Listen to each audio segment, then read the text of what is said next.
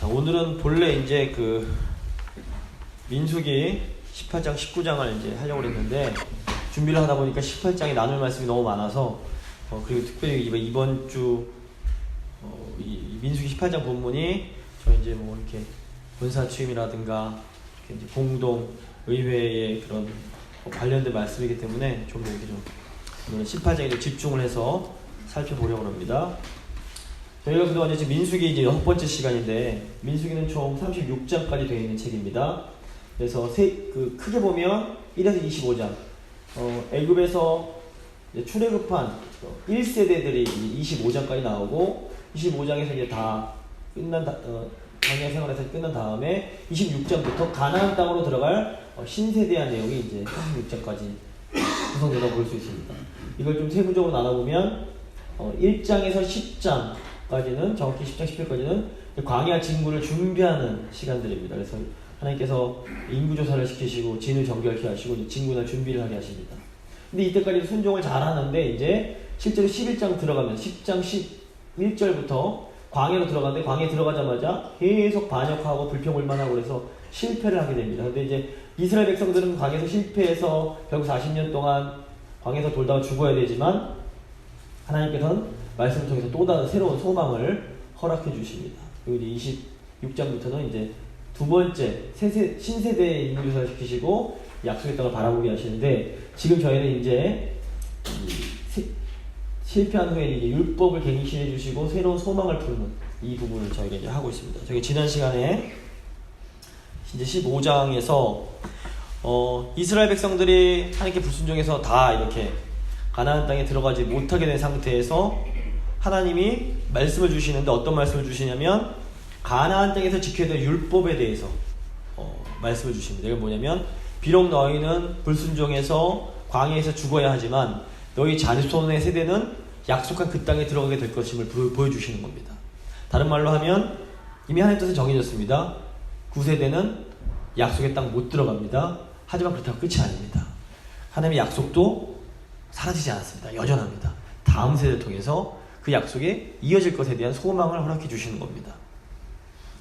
이제 그런 소망을 주셨는데 16장, 17장에서 이 사람들이 또다시 이제 레위의 후손인 고라 자손이 또 모세와 아론에게 반역을 합니다.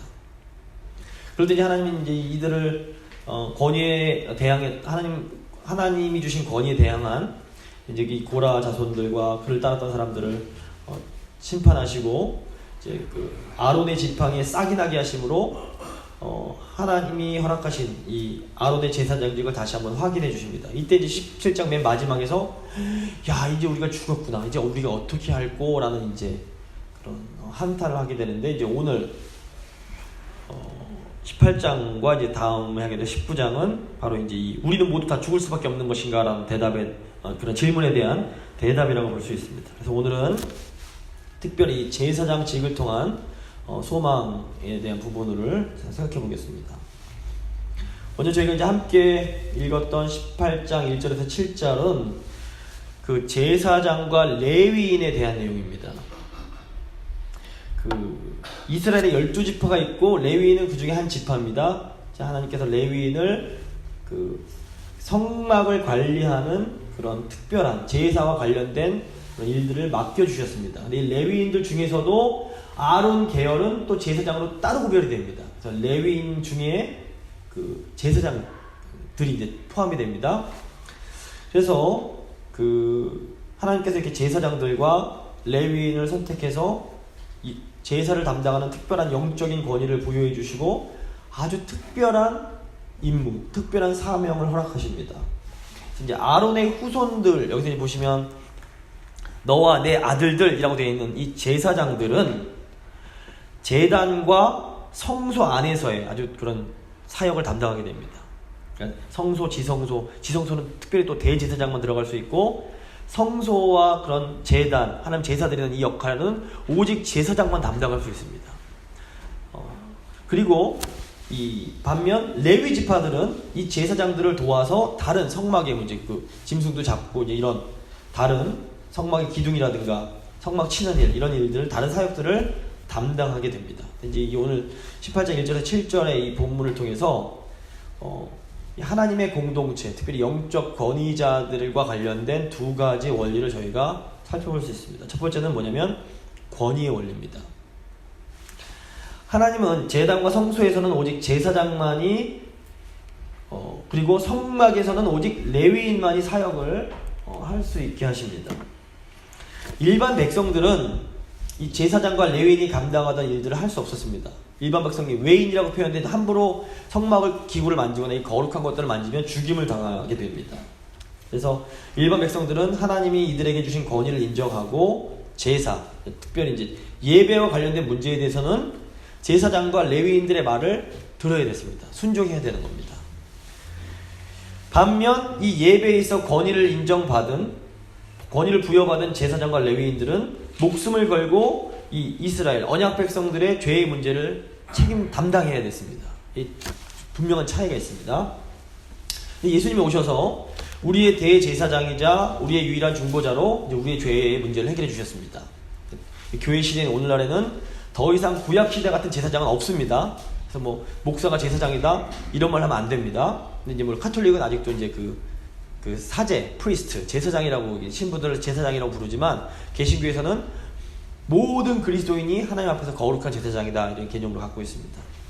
하지만 그럼에도 불구하고 여전히 언약 공동체 안에서의 이 권위와 질서라는 원리는 굉장히 중요합니다.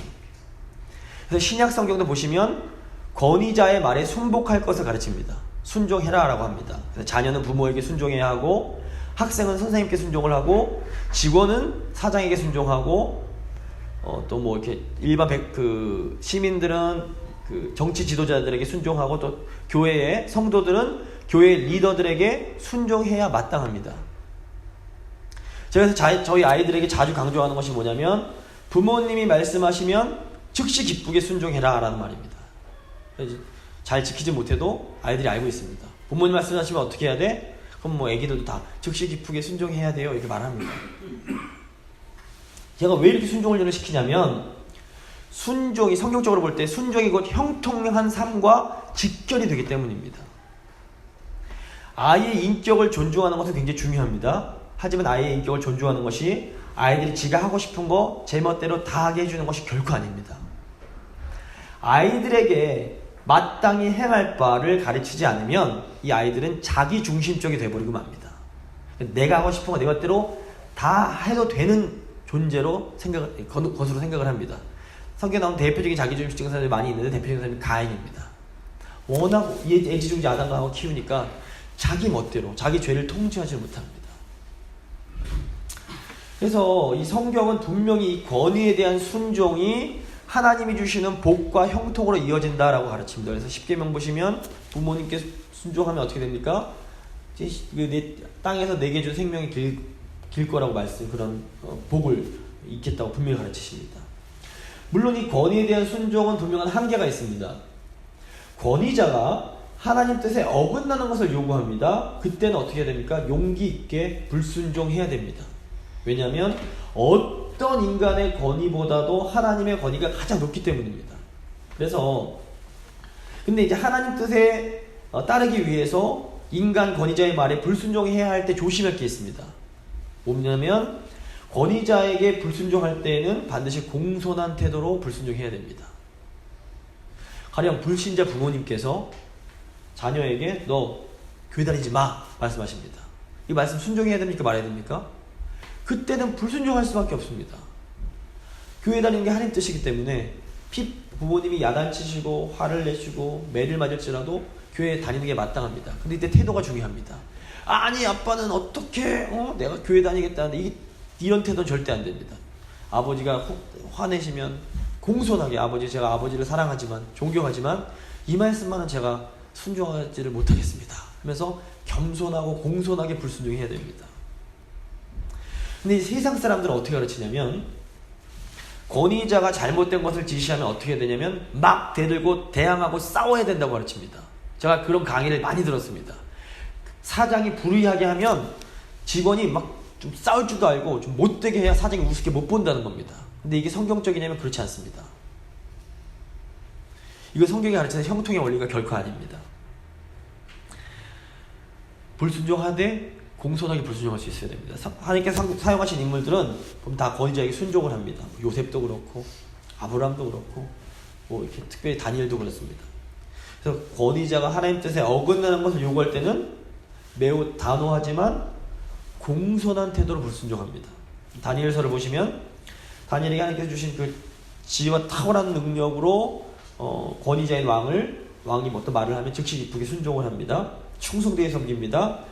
그러다가 왕이 하나님 뜻에 어긋나는 것, 뭐 우상을 섬겨라 이런 것들을 요구하면 어떻게 합니까?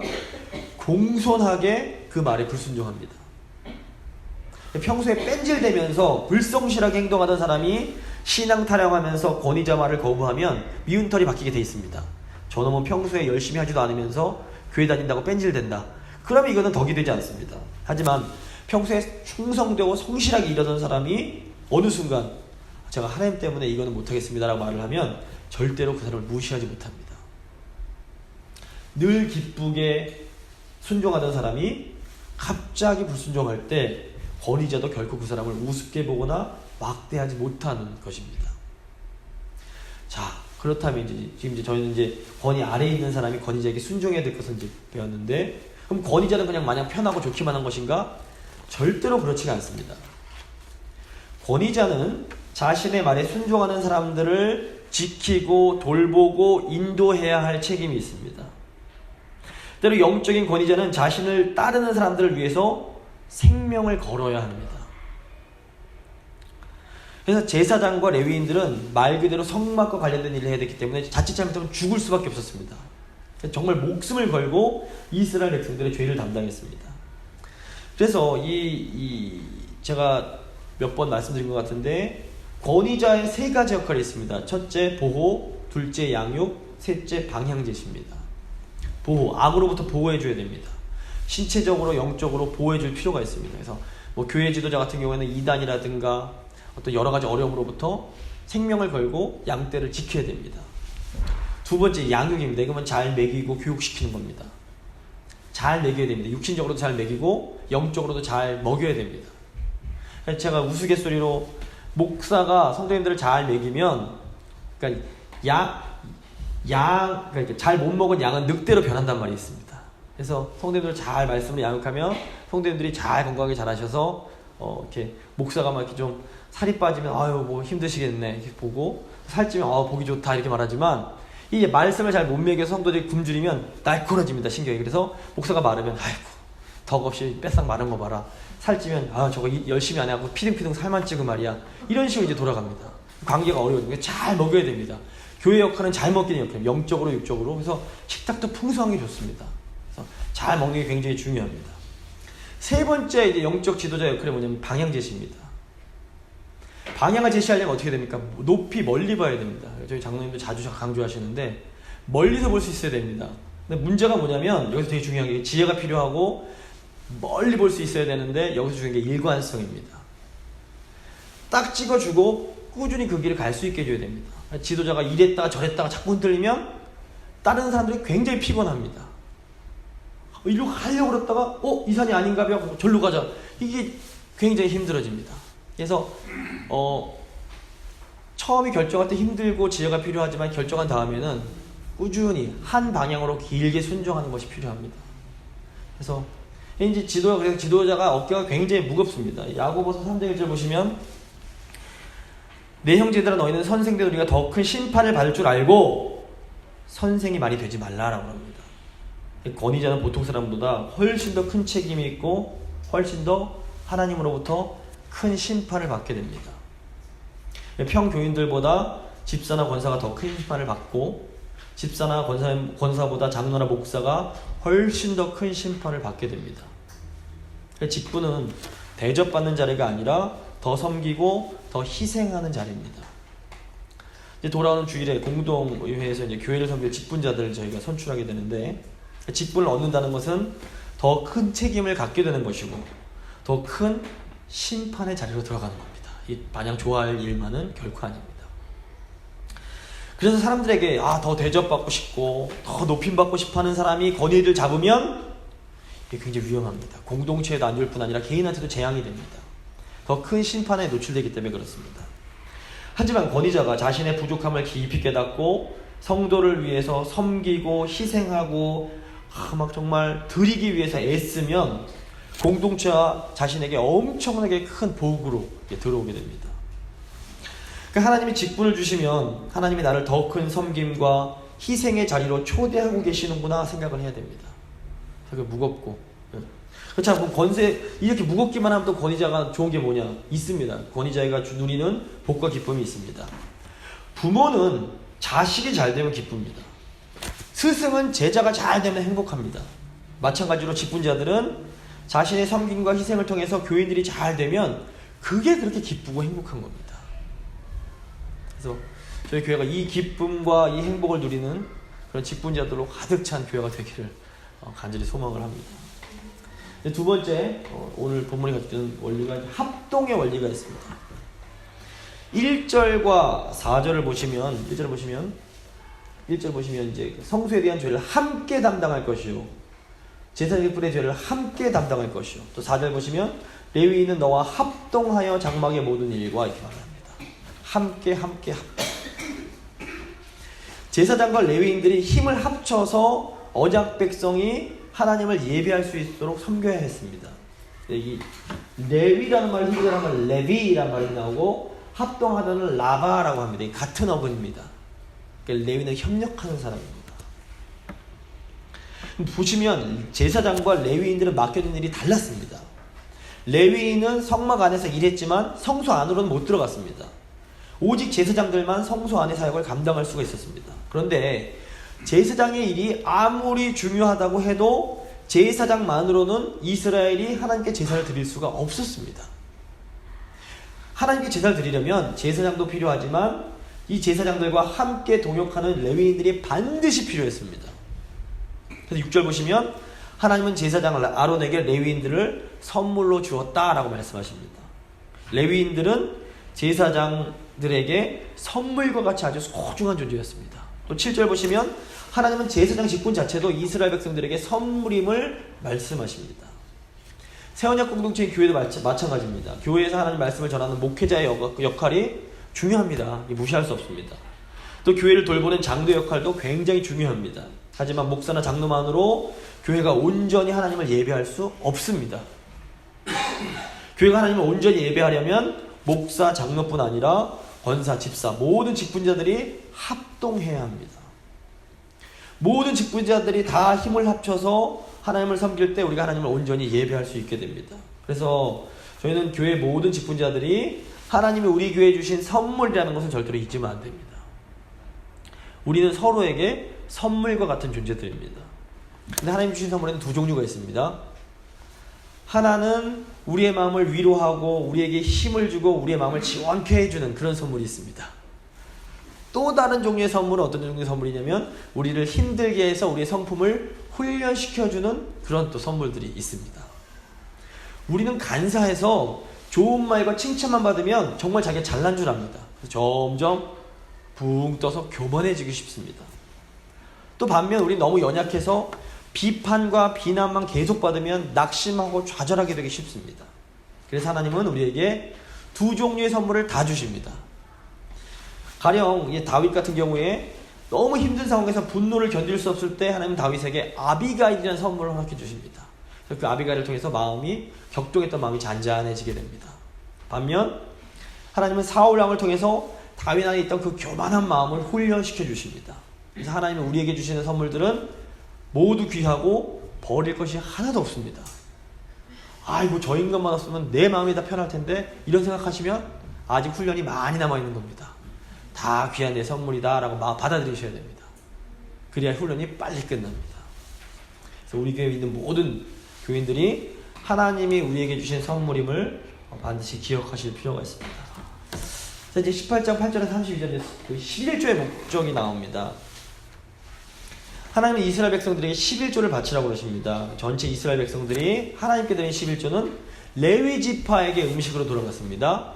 그리고 이제 이 레위 지파들이 하나님께 드린 11조는 제사장들에게 음식으로 돌아갑니다. 이제 하나님 이제 18장 19절을 보시면 이 11조를 영원한 소금 언약이라고 말씀을 하십니다. 이 11조가 왜 이렇게 중요한가? 이제 이 두 가지의 그 11조의 목적이네. 첫 번째 예배인데요. 성막에서 이제 일하는 레위 지파와 제사장은 아시는 것처럼 분기 또는 기업이라고 불리는 땅을 못 받습니다. 그래서 당시 땅이 없으면 가축도 못 기르도 농사를 못 짓기 때문에 먹을 것이 없습니다. 그래서 레위 지파와 제사장은 땅이 없었으니까 이스라엘 백성들이 드리는 11조가 없으면 굶을 수밖에 없는 상황이었습니다. 그래서 레위 지파와 제사장들에게는 이스라엘 백성들이 드리는 11조가 반드시 필요했습니다. 이스라엘 백성들 입장에서도 이 제사장과 레위 지파가 반드시 필요했는데, 왜냐하면 이 사람들도 제사를 통해서 죄 문제를 해결해야 하나님께서 주시는 안식을 누릴 수가 있었기 때문입니다. 그래서 제사장과 레위인은 성막에서 일을 했기 때문에 조금만 실수하면 바로 죽을 수밖에 없는 위험에 늘 노출되어 있었던 겁니다. 요즘으로 치면 아주 고압 전류가 흐르는 데서 일하는 그런 전기 기술자들과 비슷합니다. 실수하면 죽는 겁니다. 하나님의 성막, 그 성스러운 기구들은 잘못 건드리면 바로 죽는 겁니다. 그래서 제사장과 레위는 말 그대로 목숨을 걸고 이스라엘 백성들을 중보하며 그들의 죄를 담당하는 그런 삶을 살아야 됐습니다. 그래서 이스라엘 백성들이 11조를 통해서 자신들을 위해서 목숨 걸고 사역하는 레위 지파 그리고 제사장들을 이렇게 그 삶을 책임져 주는 것은 굉장히 당연하고 자연스러운 일이었습니다. 그래서 제사장과 레위인은 생명을 걸고 이스라엘 백성들의 영적인 문제들을 책임져 주고, 이스라엘 백성들은 11조를 통해서 제사장과 레위인의 육적인 문제를 책임지는 이 둘의 관계는 상호 책임적인 관계였습니다. 언약 백성의 11조는 제사를 담당하는 제사장과 레위인을 세워줌으로써 하나님께 온전한 예배를 드리는 것과 직결되는 것이었습니다. 실제 역사를 보면, 이스라엘의 역사를 보면 이스라엘 백성들이 이 레위인과 제사장 돌보는 일을 소홀히 했을 때가 많습니다. 이건 왜냐하면 이게 무슨 의미냐, 단지 그냥 제사장 레위인을 내팽개치는 게 아닙니다. 이건 하나님께 드리는 제사, 즉 예배를 소홀히 여기는 것이었습니다. 그래서 포로에서 귀환한 느헤미야가 추진한 개혁 중 하나가 11조를 재확립하는 거였습니다. 느헤미야 10장 32절 39절 보시면 이제 이런 내용이 나오는데, 느헤미야는 11조를 회복해서 레위인과 제사장을 세우려고 합니다. 왜냐하면 레위인과 제사장이 서야 하나님께 드리는 제사, 즉 이스라엘 공동체의 예배가 회복될 수 있기 때문에 그렇습니다. 말라기 선지자도 보시면 11조 백성들이 불신앙 때문에 하나님 것을 도둑질을 한다라고 고발하면서 온전한 11것을 드릴 것을 촉구합니다. 이게 돈 내라는 얘기가 아니라 예배 회복하는 얘기입니다. 그래서 11조의 가장 중요한 목적은 하나님 백성이 하나님을 온전히 예배하는 일과 관련이 있습니다. 근데 이제 시작 시대에는 보시면 모든 제사장 직분의 사역들이 예수 그리스도의 그 십자가 사역을 통해서 완전히 성취가 됩니다. 기본적으로 교회의 11조는 이제 우리의 유일한 대제사장이 되시는 예수 그리스도께 드려져야 됩니다. 그런데 예수님은 지금 부활 승천하셔서 하나님 곁에 계십니다. 그다음 신약 교회의 11조는 어떻게 사용되는 것일까요? 사용되어야 하는 것일까요? 11조의 가장 중요한 기능이 하나님을 예배함으로 영적 공동체가 영적인 생명을 누리도록 하는 겁니다. 그래서 이제 1차적으로 11조는 교회가 하나님을 온전히 예배하는 일에 사용되어져야 됩니다. 그런 의미에서 이 일을 위해서 성도들의 11조가 뭐 교역자의 사례비로도 사용되고 예배를 담당하고 또 교회에 필요한 여러 일들을 위해서 사용되는 것이 합당하고 자연스러운 일이라고 볼 수 있습니다. 그런 의미에서 이제 11조, 교회 11조가 이제 드려지는 것이 이제 의미가 있습니다. 두 번째, 오늘 본문에 나오지 않았지만 이제 그 신명기나 다른 이제 모세오경을 통해서 볼 때 또 하나 기억해야 할 11조의 아주 중요한 목적이 있습니다. 신명기 14장을 보시면 이스라엘 백성들이 3년에 한 번 드리는 11조가 나옵니다. 좀 길지만 제가 한번 읽어드리겠습니다. 신명기 14장 28절 29절 말씀입니다. 매 3년 끝에 그의 소산의 10분의 1을 다 내어 내 성읍에 저축하여 너희 중에 분깃이나 기업이 없는 레위인과 내 성읍 중에 거류하는 객과 및 고아와 과부들이 와서 먹고 배부르게 하라. 그리하면 하나님 여호와께서 내 손으로 하는 범사에 내게 복을 주시리라. 하나님은 이스라엘 백성들이 3년에 한 번씩 11조를 더 드려서 성읍에 저축을 하라고 그러십니다. 그래서 분깃이나 기업이 없는 레위인들, 그리고 그뿐 아니라 성 중에서 함께 살고 있는 객과 고아와 과부를 먹이라고 그러십니다. 굉장히 중요합니다. 요즘으로 하면 11조로 이스라엘에 거주하는 그런 약자들을, 힘이 없는 사람들, 사회적으로 어떤 보장을 받지 못하는 사람들을 돌보라는 것이었습니다. 그렇게 하면 하나님이 언약 백성의 손으로 하는 모든 일에 복을 주시겠다라고 말씀을 하십니다. 11조 두 번째 목적이 뭐냐면 공동체 내에 언약 공동체 내에 연약한 자들을 돌보는 겁니다. 그들의 부족함을 채워주는 겁니다. 신약교회에서 이 일을 열심히 했던 사람이 누굽니까? 사도 바울입니다. 사도 바울이 이 아시아에 있는 여러 교회들에게 이제 편지를 써서 뭐라 그럽니까? 헌금 내라. 이 헌금 어디 쓰는 겁니까? 예루살렘에 있는 가난한 성도들을 돕기 위해서 헌금 내라 그러는 겁니다. 이 11조 정신을 잘 계승하는 거라고 볼 수 있습니다. 그래서 저도 이제 어릴 때부터 이제 교회에서 쭉 자라면서 이제 여러 설교들을 들을 때 어떤 목사들이 11조를 무슨 하나님의 복을 받는 수단처럼 가르치는 사람들을 제가 많이 경험했습니다. 그래서 뭐 정확하게 계산해서 이런 짜리 한 장 잘 드려야지, 정확하게 하나님 정확한 걸 좋아하신다, 하나님 정확하게 드려야지 복을 받을 수 있다, 이런 얘기를 제가 정말 수도 없이 많이 들었습니다. 심지어 제가 하나님은 돈을 너무너무 좋아하신다라고 말하는 목사의 설교를 실제로 들은 적이 있습니다. 정신 나간 겁니다. 우리가 11조 잘 드리면 하나님이 복을 주십니다. 근데 이게 하나님이 좋아하는 돈을 들여서 하나님 얘가 큰 돈 냈네, 복 줘야지, 절대 아닙니다. 오해하시면 안 됩니다. 제가 11조와 관련돼서 상처 입은 분들을 많이 만나봤습니다. 성경을 보시면 처음부터 끝까지 이 온 세계가 다 하나님 거라고 말씀하십니다. 다 하나님 겁니다. 100억, 1000억, 뭐 조든 뭐든 다 하나님 건데, 하나님 거 하나님께 드리는 건데 돈을 좋아하실 게 이유가 없습니다. 그래서 하나님 우리 돈이 전혀 필요하지 않으십니다. 그럼에도 하나님이 우리가 드리는 11조를 기쁘게 받으시는 게 뭐냐면, 이유가 뭐냐면 이 11조가 하나님을 예배하기 위해서 사용되고, 또 우리 이웃의 연약함을 돌보기는 그런 사랑으로 사용될 때 하나님이 이것을 너무 기뻐하시는 겁니다. 성도가 예배에 힘쓰고 성도가 이웃사랑에 힘쓰는 모습이 너무 하나님 보실 때 아름다운 것입니다. 그래서 11조는 돈이 최고라고 외쳐야 되는 이 세상에서 우리가 돈의 노예가 되지 않고 도리어 하나님께 주신 물질을 다스리며 살아갈 수 있는 가장 좋은 훈련이 됩니다. 가장 좋은 영적 훈련이 됩니다. 그래서 사실 없을 때부터 11조, 어릴 때부터 11조 드리는 훈련을 잘 하게 하는 게 굉장히 중요합니다. 그래서 돈이 많아서 11조를 드리는 것이 결코 아닙니다. 돈을 조금 벌 때 11조 못 드리는 사람은 내가 돈 좀 많이 벌면 드려야지, 절대 못 드립니다. 100만 원 벌 때 10만 원 못 드리는 사람이 1000만 원 벌 때 100만 원 아까워서 절대 못 드립니다.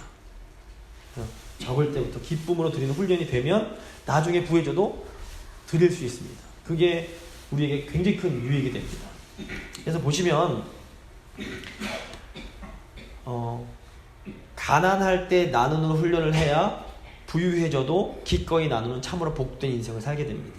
언약 백성은 일단 온전한 예배를 못 드리면 절대로 행복할 수가 없습니다. 예배가 온전히 드려질 때 하나님 주신 기쁨을 누릴 수 있습니다. 또 참된 하나님 백성은 주위에 어려운 분들이 있는데 저들은 굶고 있는데 나만 따뜻하면 됐지, 이거 참된 하나님 백성이라고 볼 수 없습니다. 도리어 어려운 사람이 있을 때 콩이라도 반쪽돼서 나눠줬을 때 그 기쁨을 누리며 사는 것이 하나님의 백성입니다. 그래서 하나님이 이 기쁨으로 11조 드리라는 건 이 기쁨을 우리가 초대하시는 겁니다.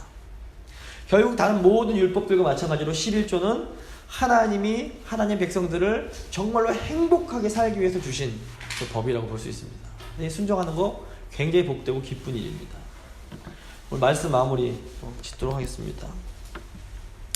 오늘 이제 두 가지를 저희가 배웠는데요. 제외인과 제사장을 통해서 저희가 그 하나님 백성의 권위와 그 협동의 원리를 배웠습니다. 그래서 하나님은 권위자들에게 어떤 하나님의 그 영적 권위를 부여하십니다. 이 권위자들에게는 정말 즉시 기쁘게 순종함으로 형통을 누릴 수 있습니다. 그래서 권위자에게 순종하는 건 힘들지만 잘 순종하는 사람은 반드시 하나님께서 복 주시고 형통을 허락해 주십니다. 이 믿음이 있으니까 억울하고 힘들어도 이해가 잘 납득이 되지 않아도 죄가 아닌 이상 고개 숙이고 순종하는 겁니다. 하나님이 책임져 주십니다.